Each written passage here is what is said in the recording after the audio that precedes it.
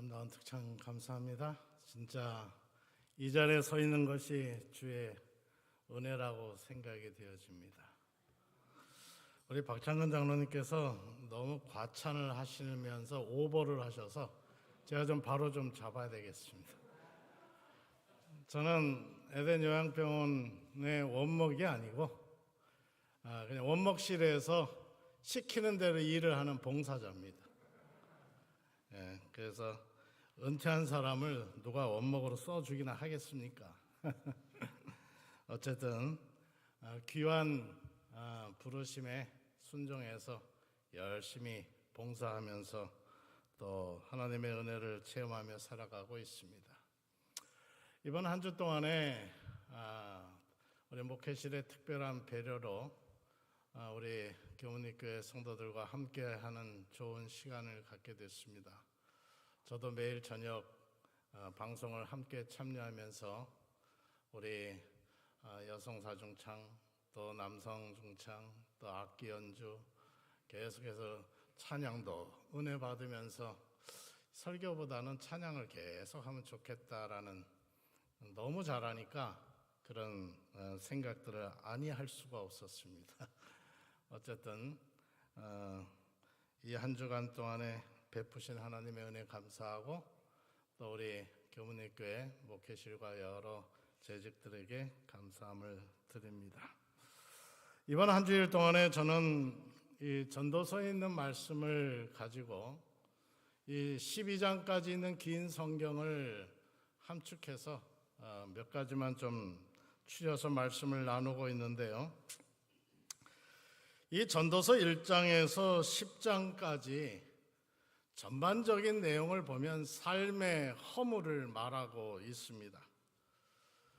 재물을 얻어도 명예를 얻어도 권력을 얻어도 쾌락을 얻어도 그 모든 것들 다 누려보았지만은 허무하더라. 이게 솔로몬의 결론입니다.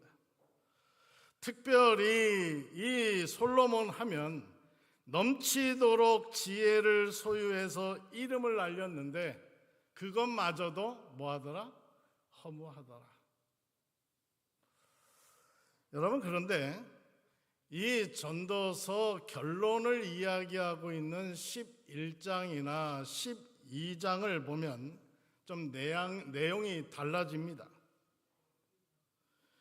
인간의 눈으로 바라볼 때와 하나님의 눈으로 바라볼 때가 달라지는 모습들을 성경은 우리에게 설명하고 있습니다.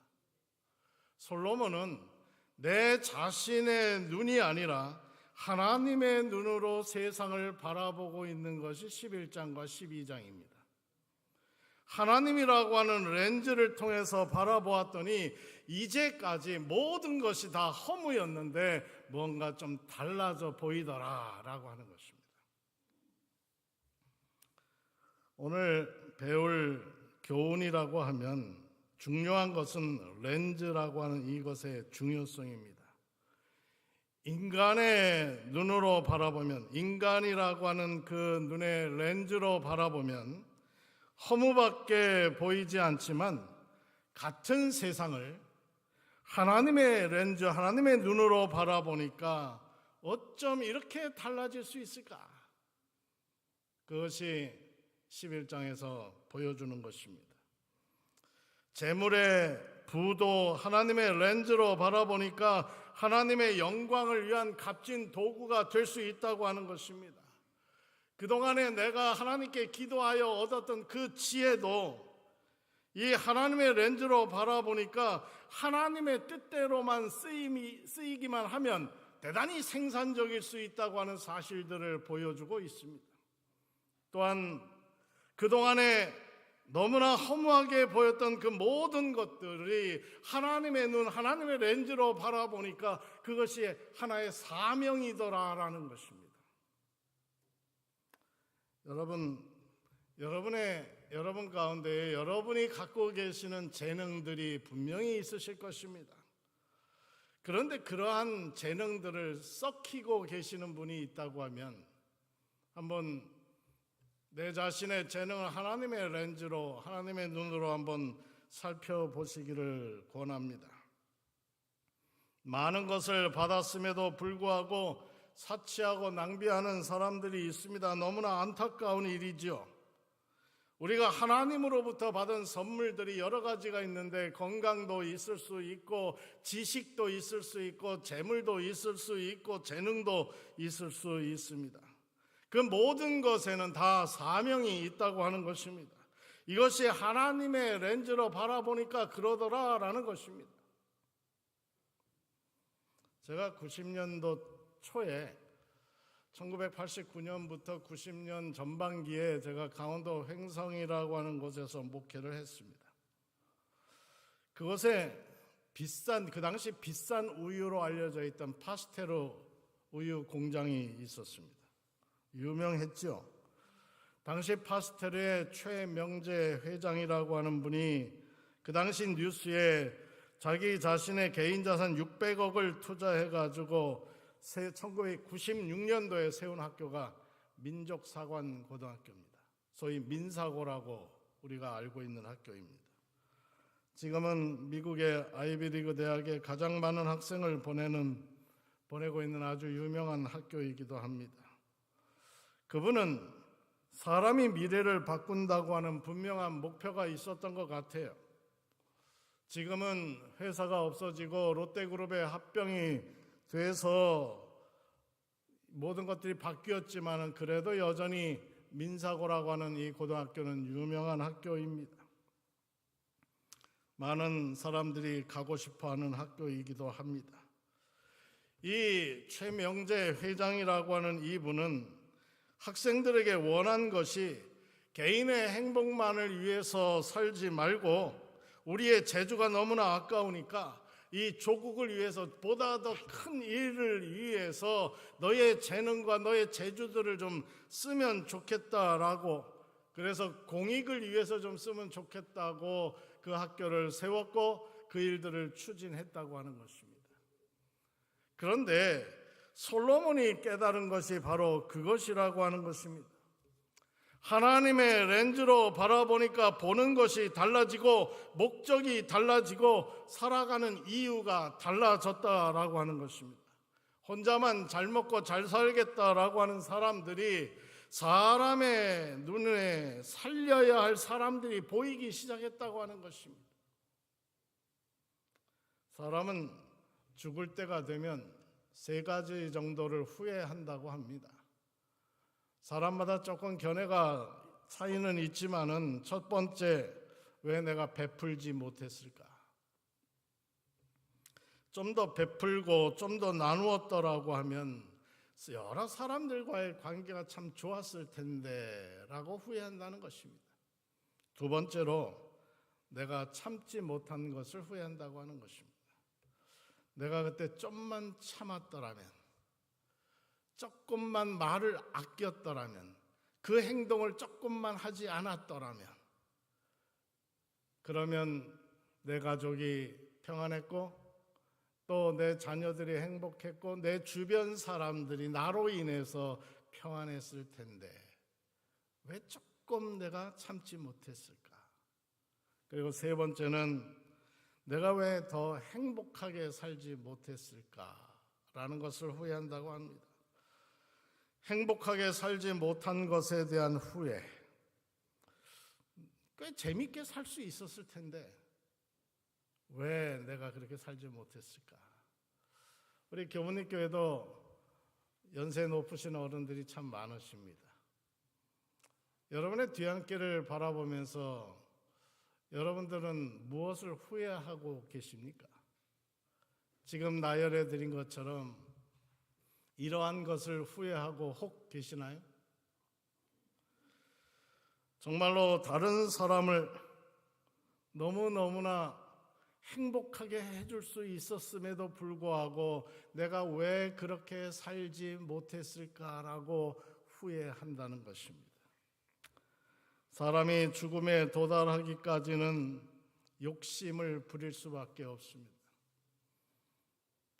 이 사람이 죽음 앞에 서기 전까지는 끝까지 가지고 있는 게 욕심이라고 합니다. 그래서 먼저 대접을 받아야 하고 먼저 인정을 받아야 합니다. 근데 그 모든 것들이 실상은 나중에 후회할 것들이라고 하는 것입니다. 진정으로 나를 다 내려놓아 버리면 나중에 후회할 것을 덜 후회하게 되는데, 베풀지 못하고 행복하게 살지 못하고 참지 못했던 그 모든 것들 후회하지 않아도 되는데 계속 후회하고 내가 세상을 잘못 살았다라고 하는 것을 후회하고 또 후회하면서 자기 인생을 다시 한번 돌아본다고 하는 것입니다. 한 번은 두 사람이 나무를 하기 위해서 함께 산에 올라갔습니다. 그 가운데 한 사람은 열심히 쉬지도 않고 일을 했고, 또 한 사람은 간간히 쉬엄쉬엄 쉬어가면서 이 일을 했습니다. 이제 하루에 해가 뉘엿뉘엿 넘어가는 시간이 돼서 그 두 사람이 모아놓은 그 나무들을 헤아려 보니 쉬지도 않고 열심히 일한 사람이 나무를 대단히 많이 했을 것 같았는데도 불구하고 쉬엄쉬엄 쉬어갔던 사람이 나무가 더 많은 것입니다. 쉬지 않고 일했던 사람이 화가 났습니다. 여보게, 분명히 내가 자네보다 더 쉬지 않고 열심히 일했는데 어떻게 자네가 나보다 더 이렇게 나무를 많이 했는가? 그때 이 사람이 대답하기를, 친구야, 당신이 쉬는 동안에 나는 부지런히 도끼 날을 갈았습니다. 오늘 성경 이 전도서 10장을 좀 보겠습니다. 전도서 10장 1절입니다. 죽은 파리가 향기름으로 악취가 나게 하는 것 같이 적은 우매자 지혜와 존귀로 패하게 하느니라. 지혜자의 마음은 오른편에 있고 우매자의 마음은 왼편에 있느니라. 우매자는 길에 행할 때에도 지혜가 결핍하여 각 사람에게 자기의 우매한 것을 말하느니라. 주권자가 내게 분을 일으키거든 너는 네 자리를 떠나지 말라. 공순이 큰 허물을 경하게 하느니라. 내가 해 아래서 한 가지 패단 곧 주권자에게서 나는 허물인 듯한 것을 보았노니 6절 우매자가 크게 높은 지위를 얻고 부자가 낮은 지위에 앉는도다. 또 보았노니 종들은 말을 타고 방백들은 종처럼 땅에 걸어 다니는도다. 함정을 파는 자는 거기에 빠질 것이요 담을 허는 자는 뱀에게 물리리라. 돌을 떠내는 자는 그로 인하여 상할 것이요 나무를 쪼개는 자는 그로 인하여 위험을 당하리라. 무딘 철 연장 나를 갈지 아니하면 힘이 더 드느니라. 오직 지혜는 성공하기에 유익하니라. 참 전도서는 읽으면 읽을수록 어려운 내용들이 너무나 많아요. 읽으면 읽을수록 도대체 뭔 소리를 하는지 이해하기가 쉽지 않은 내용들이 참 많아요. 표현도 그렇고 내용도 그렇고 이것이 지금 나보고 지금 들으라고 하는 얘기인지 이해하라고 하는 얘기인지 아니면 해석하라고 하는 얘기인지 잘 모르는 게 많습니다. 여기 전도서 10장 10절에서 이 철 연장을 갈면 갈수록 무뎌지지 않는다라고 하는 표현들이 나옵니다. 여러분, 대부분의 많은 사람들에게 있어서 이 어리석은 사람은 그냥 무조건 일만 열심히 하면 되는 줄 알아요. 그런데 지혜자는요, 어떻게 해요? 준비할 줄을 압니다. 뭘 준비를 해야 내가 나무를 베러 가는데 도끼날을 얼마만큼 갈아야 할지를 또 어떻게 준비를 해야 할지를 잘 아는 것이 지혜자고, 어리석은 사람은 그냥 자기 다 가지고 있는 도끼 가지고 계속 그냥 나무를 패기만 하면 나무가 많이 생겨날 줄로 착각하더라라는 것입니다. 솔로몬은 오늘 우리가 살펴보고자 하는 이 전도서 10장에서 이 어리석은 사람과 지혜로운 사람의 이야기들을 전개해 나갑니다. 그러면서 오늘 우리에게 주고자 하는 제목을 우리에게 알려줍니다. 어떻게 하면 살 수 있을까? 어떻게 이렇게 살면 안 되는데 어떻게 하면 우리가 지혜자로 살 수 있을까 하는 내용들을 가르쳐 주고자 하는 것입니다. 여러분, 전도서 10장을 제가 지금 반을 딱 읽었습니다. 전도서 10장은 20절까지 있습니다. 그런데 그 20절 안에 우매자 혹은 우매 이러한 표현들이 몇 번 나오냐 하면 9번이 나옵니다. 두 절에 한 번씩 이 우매자라고 하는 어리석은 자라고 하는 단어가 거기에 표현이 되어 있습니다. 한마디로 이 전도서 10장은 어리석은 사람들이 어떻게 살고 있는지를 우리들에게 설명하기를 원하는 것입니다. 우리로 하여금 어리석지 않게 살기 위해서 우리는 어떠한 삶을 살아가야 하는지를 우리 역설적으로 표현하고 있는 거예요. 다시 말해서 지혜자로 살 건지 어리석은 사람으로 살 건지 우리가 잘 판단해서 지혜로운 사람으로 살아라 라고 하는 것이 결론이에요. 그런데 그 과정이 중요함을 우리에게 설명하고 있는 것입니다. 잠언서는 우리에게 말씀하시기를 여호와를 경외하는 것이 지혜의 근본이다 라고 말씀합니다. 그런데 이 전도서의 저자인 솔로몬이 이 같은 저자인 잠언에도 그러한 표현을 사용하고 있지만은 여기에서 지혜로운 사람은 여호와를 경외하는 사람이다. 그것이 지혜로운 사람이다라는 것을 가르쳐주고 있습니다. 그러나 세상의 기준은 달라요. 세상의 기준은 여호와를 경외하지 않아도 잘 먹고 잘 살면 부자, 성공한 사람, 그리고 똑똑한 사람이라고 이야기를 합니다. 그런데 이 전도서 10장에서 우리에게 가르쳐주고자 하는 이 솔로몬의 그 자기의 경험에서 나오는 결론은 이 세상의 모든 것들을 다 취해보고 이 세상의 모든 것들을 다 누려보고 이 세상의 모든 것들을 다 가져보았지만은 여호와를 경외하는 것이 진짜더라라는 것을, 그것이 지혜자의 삶이다라는 것을 가르쳐주고 있다고 하는 것입니다.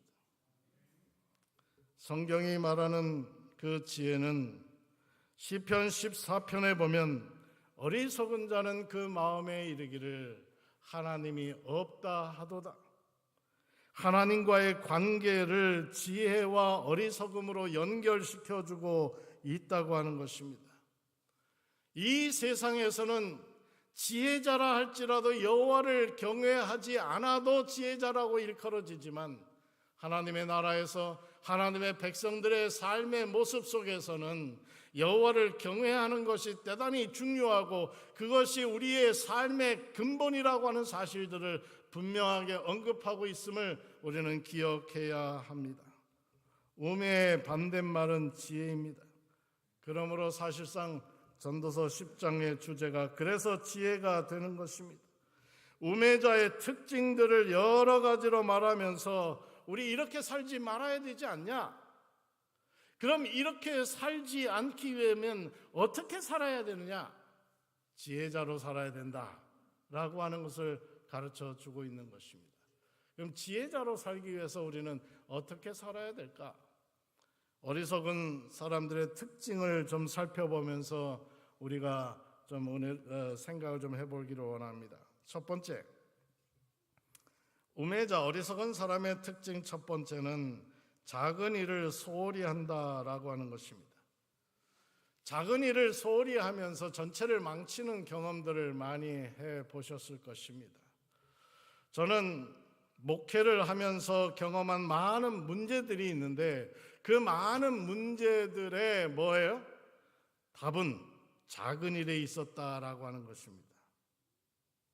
작은 것을 해결하지 못해서 문제가 커지는 경험들을 목회를 하면서 경험을 했습니다. 작은 죄, 작은 어리석음, 작은 부주의, 작은 누룩, 작지만 엄청난 손해와 치명적인 결과를 가져오는 것이 이 작은 문제라고 하는 것입니다. 작은 일을 가볍게 생각하는 사람들을 어리석은 사람이라고 성경은 표현하고 있습니다. 매우 값비싼 옷을 버리게 되는 것은 작은 구멍이 나서 그럽니다. 그래서 그 비싼 옷이 이 구멍이 나기 시작을 하면 그것은 아울렛으로 넘어가는 것입니다. 그래서 저렴하게 만들어진 가격보다 저렴하게 판매가 될 수밖에 없는 것입니다. 최첨단 장비를 완벽하게 갖춘 병원이라 할지라도 작은 실수 하나 때문에 사람이 죽어갈 수 있다고 하는 사실입니다. 비행기의 대형 참사들도 큰 데서 고장이 나는 것이 아니라 작은 부품 하나가 문제를 일으켜서 대형 사고를 일으키는 모습들을 봅니다. 최근에 많이 일어났던 이 산불들도 마찬가지인 것입니다. 우리 주변에 일어나는 많은 문제들은 큰 것을 무시해서 일어나는 게 아니라 작은 것을 하나를 무시해서 일어나는 대형 사고들을 우리는 경험합니다. 인류에게 죄와 사망이 왜 들어왔습니까? 아담과 하와의 죄의 작은 실수 하나로 인해서 사람이 죽고 망하게 된 것입니다. 다윗의 범죄도 큰 범죄가 아니라 작은 범죄 하나부터 시작이 됐다고 하는 것입니다. 여기 전도서 10장 1절에 죽은 파리들이 향기름을 악취가 나게 하는 것 같이 작은 우매가 지혜와 존귀를 난처하게 만드느니라.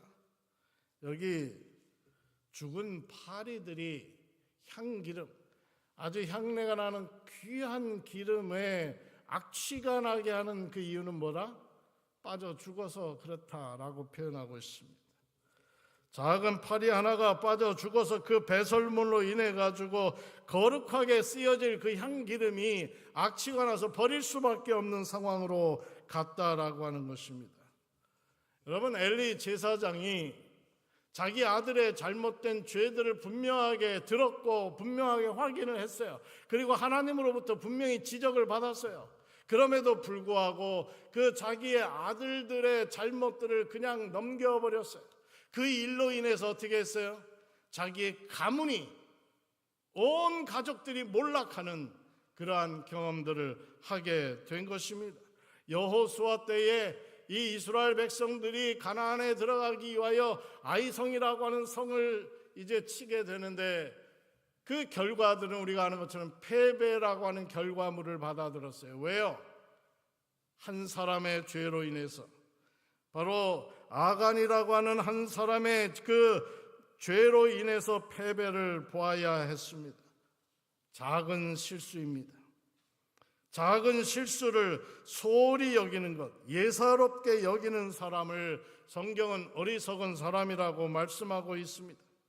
지극히 작은 것에 충성된 사람이 큰 것에도 충성된다고 성경은 우리에게 말씀하고 있습니다.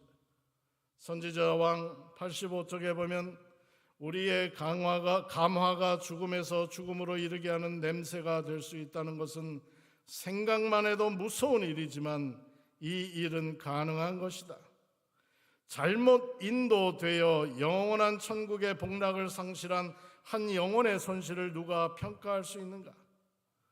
잘 들어보시기 바랍니다. 우리가 행한 단 한 번의 경솔한 행동과 부주의한 말이 다른 사람의 생애에 깊은 영향을 미쳐서 그것이 그 영혼을 멸망시킬 수 있는 것이다. 품성에 나타난 한 가지 오점이 많은 사람들을 그리스도에게서 떠나게 할 수 있다. 여기 분명하게 말씀하시기를 우리가 잘못 말했던 한마디의 말 실수, 한 번의 잘못된 행동 하나, 그러한 것들이 나를 바라보는 그 대상자들에게 있어서는 대단히 큰 영향이 올 수 있다라고 하는 것을 이야기하고 있습니다. 품성의 결점으로 다가올 수 있다고 하는 사실까지도 말씀하고 있습니다. 내가 존경하고 내가 정말로 사랑했던 한 사람의 실수, 실언 한마디 한마디가 우리로 하여금 신앙에서 좌절할 수 있고 또한 우리로 하여금 그리스도에게서 떠나게 할 수도 있음을 분명하게 언급하고 있는 말씀입니다. 두 번째, 우매한 사람은 악한 편에 선다고 하는 것입니다. 여기 전도서 10장 2절에 지혜자의 마음은 오른쪽에 있고 우매자의 마음은 왼편에 있느니라. 성경은 이 오른쪽에 있는 사람들을 갖다가 선한 사람, 지혜로운 사람이라고 표현하고 있어요. 왼쪽에 있는 사람을 어리석은 사람이라고 표현하고 있습니다. 여러 군데에서 그렇게 표현을 합니다. 예수님께서 십자가에 달리실 때에 오른편 강도가 회개하고 왼편 강도는 회개하지 못합니다. 또한 양과 염소의 비유의 이야기들을 통해서도 듣게 되는 것입니다. 대부분의 성경에서는 이 오른쪽에 있는 것을 가리켜서 긍정적이고 선한 것으로 표현하는데, 이 왼쪽에 있는 것은 어두운 것, 그 다음에 부정적인 것들을 설명합니다. 성경 빌립보 4장 8절에 지혜로운 사람은 이렇게 살아야 된다라고 말씀하고 있는데, 우리로 하여금 이렇게 살아야 된다라고 강조하는 것은 정말로 형제들아 무엇에든지 참되며 무엇에든지 경건하며 무엇에든지 옳으며 무엇에든지 정결하며 무엇에든지 사랑할 만하며 무엇에든지 칭찬할 만하며 무슨 덕이 있든지 무슨 기림이 있든지 이것들을 생각하라. 우리로 하여금 항상 정결하고 또 우리로 하여금 그리스도께서 우리에게 바라고 기대하시는 그러한 신앙적인 삶을 살아가도록 우리에게 부탁하고 있습니다. 이사야 41장 10절에서는 내가 너를 오른손으로 붙들겠다라고 약속하고 있습니다. 하나님께서 우리로 하여금 붙들어 주시겠다라고 약속을 하면서 우리로 하여금 기대하는 그러한 오른편의 삶을 살으라고, 선한 삶을 살으라고 우리에게 말씀하고 있는 것입니다. 지혜자는 생명의 길을 선택합니다.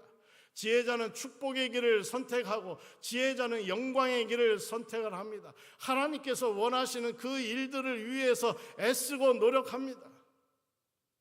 그런데 우매자는 그렇지 못하다고 하는 것입니다. 인생의 갈림길에서 우리가 어떠한 선택을 하느냐라고 하는 것은 대단히 중요한 것을 우리에게 가르쳐주고 있습니다. 어리석은 사람들은 이 전도서 10장 3절에서 우매한 사람은 길을 갈 때에도 지혜가 부족하며 각 사람에게 자기가 우매한 것을 말하느니라.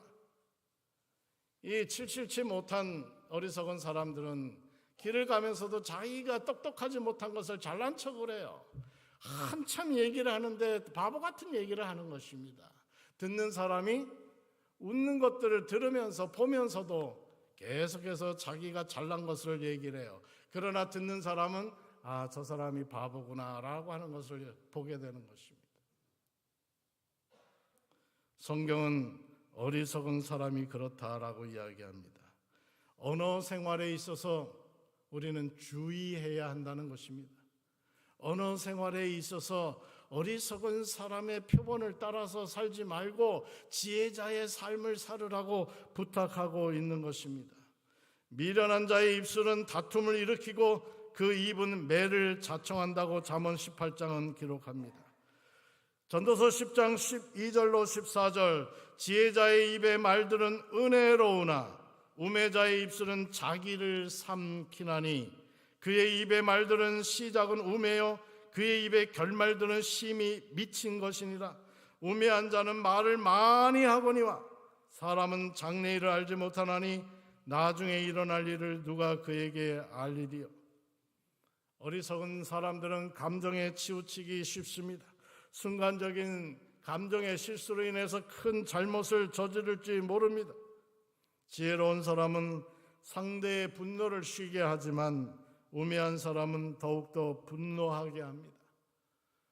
그렇다면 우리는 어떻게 살아야 할까요? 그리스도인의 삶의 모습은 어떻게 하면 좋을까요?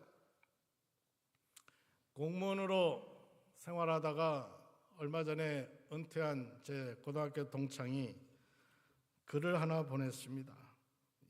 굉장히 긴 글인데 제가 한 줄만 좀 읽으면 살다 보니 돈보다 많이 배운 것보다 마음이 편한 게 좋더라. 공무원 생활을 오래 한 친구입니다.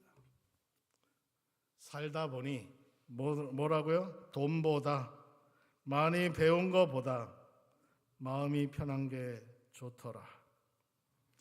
여러분 주변에서 어떤 사람을 만나시면 괜스레 마음이 평안해지는 사람이 있으시나요?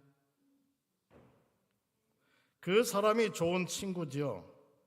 한없이 그 사람 곁에 머물고 싶은 그러한 사람, 그런 사람이 여러분이 되시기를 바랍니다. 그런 사람이 지혜자고 그 사람이 하나님께서 쓰시는 사람이면 틀림이 없습니다. 세 번째로 우매자는 남이 잘못되도록 함정을 파는 일을 하는 사람입니다. 항상 나쁜 짓만 골라서 하는 것이 어리석은 사람이라는 뜻입니다. 여기 전도서 10장 8절 9절에 지혜자는 남을 돕는 것으로 살아가지만 어리석은 사람은 남을 해하기 위해 골몰한다고 하는 것입니다.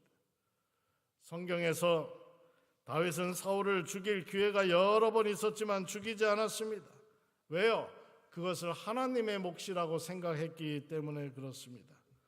남을 모함하다가 자기 자신이 그 함정에 빠져본 적이 있으시나요? 하만이라고 하는 사람을 우리는 성경에서 읽게 됩니다. 하만이라고 하는 사람은 모르드게라고 하는 사람을 함정에 빠뜨려서 죽게 하려고 했지만 결국에는 자기가 거기에 빠져서 죽게 됩니다. 전도서 10장 10절입니다. 철 연장이 무디어졌는데도 나를 갈지 아니하면 힘이 더 드느니라. 오직 지혜는 성공하기에 유익하니라. 여러분, 열심히 하는 것도 중요하지만 바로 하는 게 중요합니다.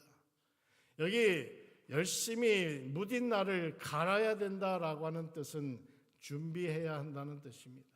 하나님께서 여러분을 쓰실 날이 있으실 때에 그때에 쓰임받기 위해서는 우리가 준비해야 한다라고 하는 것입니다. 저는 그것을 너무나 경험을 많이 하고 살았어요. 목회자로서 살아오면서 또 이제 졸업하고 이제 살아오면서 하나님께서 어떠한 것을 준비했을 때 어떻게 쓰시는구나라는 것을 아주 절실하게 경험하고 지금까지 살아오고 있습니다. 여러분, 하나님께서 여러분들의 여러 가지들을 쓰시기를 원하십니다. 여러분이 나를 갈아서 준비하셔야 합니다. 나이 불문하고 성별 불문하고 학력 불문하고 하나님께서 여러분들을 분명하게 쓰실 때 여러분이 그 자리에서 쓰임받는 지혜로운 사람이 되시기를 간절히 소망합니다. 마지막 네 번째는 우매자는 무절제한 언어 생활을 한다는 것입니다. 잠언 12장 16절 18절 미련한 자는 당장 분노를 나타내거니와 슬기로운 사람은 수욕을 참느니라. 믿음이 좋아지고 지혜로운 사람으로 성숙해 보이는 것은 말의 변화에서 시작이 되는 것입니다. 우매자는 어리석은 사람은 파괴하는 말을 사용하기를 좋아하는 것입니다. 여호와께서 학자의 혀를 내게 주사 나로 공고한 자를 말로 어떻게 도와줄 줄로 알게 하시고 아침마다 깨우시되 나의 귀를 깨우치사 학자들 같이 알아듣게 하시는도다. 이사야 50장 4절에 있는 말씀입니다. 우리의 언어 생활을 아름답게 함으로 곤경에 처한 사람들을 도와주는 일들이 필요합니다. 지혜로운 사람은 살리는 말을 해야 합니다. 그래서 칭찬이라고 하는 것은 대단히 좋은 것이고 중요한 것입니다. 그런데 어리석은 사람은 함부로 말을 할 뿐만 아니라 두루두루 다니면서 사단처럼 험담한다고 하는 것입니다. 욥기 1장에서 두루두루 다니는 것은 사단의 본분이에요. 직업이에요.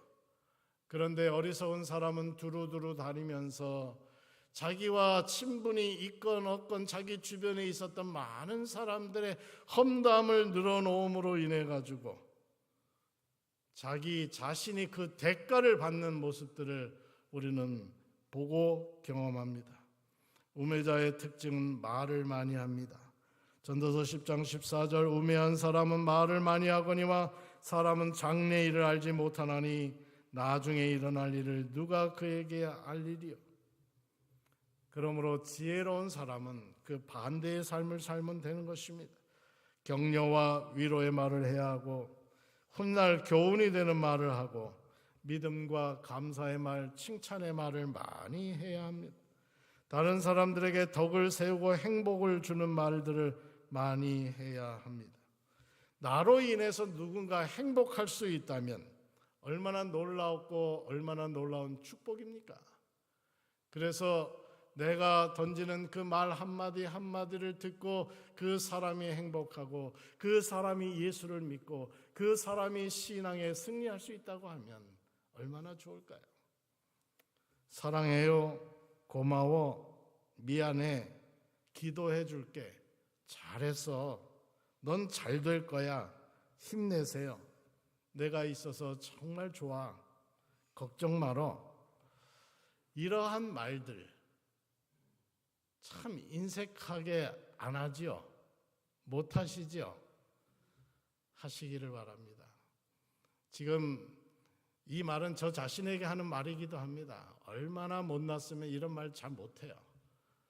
특별히 사랑하는 가족들한테 잘 못해요. 그래서 우리의 아이들이 참 뻣뻣해요. 저희 집에서는 저희 집사람이 제일 부드러워요. 여자가 부드러워서 그런지는 모르지만 하여튼 제일 부드러워요. 저희 딸이 얼마 전에 미국에 살다가 지금 잠깐 한국에 다니러 왔는데 저를 만나서 첫 마디가 아빠 말 좀 부드럽게 해. 말 좀 예쁘게 해. 그래서 네가 나를 닮았나 보다. 그러면서 서로 웃었습니다. 여러분, 말 한마디 한마디는 대단히 중요합니다. 벤자민 프랭클린이라고 하는 사람은 이런 이야기를 했습니다. 성공의 비결은 험담을 하지 않고 상대의 장점을 드러내는 데 있다. 우리의 말 한마디 한마디가 얼마나 중요한지 모른다. 그 사람이 사용하는 말은 그 사람의 삶을 말해줍니다. 행복한 사람이 하는 말은 그 사람이 행복하기 때문에 그런 말들이 나온다고 하는 것입니다. 믿음의 사람의 말에, 믿음 있는 사람들의 말은 믿음이 있는 그런 표현들이 나오게 돼 있는 것입니다. 하나님을 사랑하고 하나님의 축복을 많이 경험한 사람들의 입술에서 나오는 그 말들은 우리로 하여금 하나님의 축복을 경험하게 하고 싶은 그런 말들이라고 하는 것입니다. 에베소 4장 29절입니다. 무릇 더러운 말은 너희 입 밖에도 내지 말고 오직 덕을 세우는 데 소용되는 대로 선한 말을 하여 듣는 자들에게 은혜를 끼치게 하라. 어떻게 살면 좋을까요? 참 길게 많은 말씀을 제가 드렸습니다. 한마디로 압축하면 지혜자로 하나님의 사람으로 살면 좋겠다고 하는 것입니다. 어떻게 살면 좋을까? 지혜자로 하나님의 사람으로 살아서 우리 하나님께서 여러분을 축복해 주시는 그 축복의 현장에 여러분이 있을 뿐만 아니라 여러분의 축복을 다른 사람들에게도 나누는 일에 성공하는 귀한 주의 종들이 되시기를